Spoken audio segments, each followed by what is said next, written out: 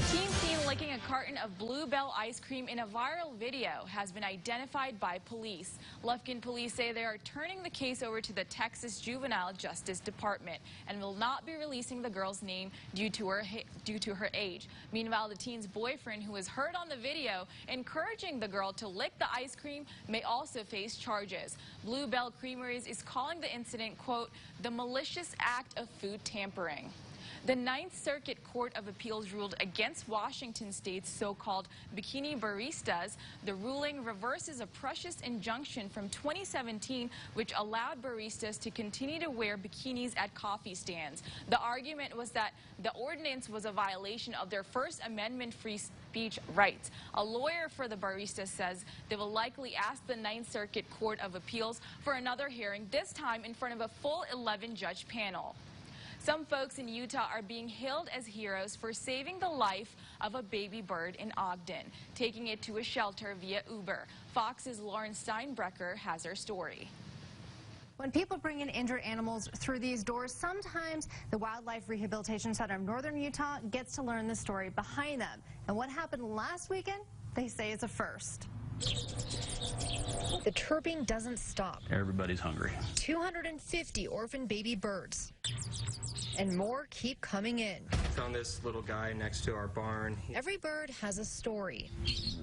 You found him at Powder Mountain? There's one story Buzz Marthaler can't stop talking about. It's just a crazy neat thing that happened. That lesser goldfinch you see on the left showed up last weekend. Buzz got a text from a volunteer. You won't believe it, she said. It was a picture of this bird, and it had come by Uber. The bird was by itself, the only Uber rider. They'd soon learn. Couldn't really find out where he came from. The people who found the bird, Tim and his neighbor, had been enjoying themselves on a Saturday afternoon. Impromptu, sitting in some camp chairs, hanging out, having a few drinks, when we had a visitor fall out of the sky. They didn't want to drink and drive, but it was clear the bird needed help. At first it was a joke, like, hey, maybe we should just call it Uber, you know? And then we're like, no, really, why not? We're paying them.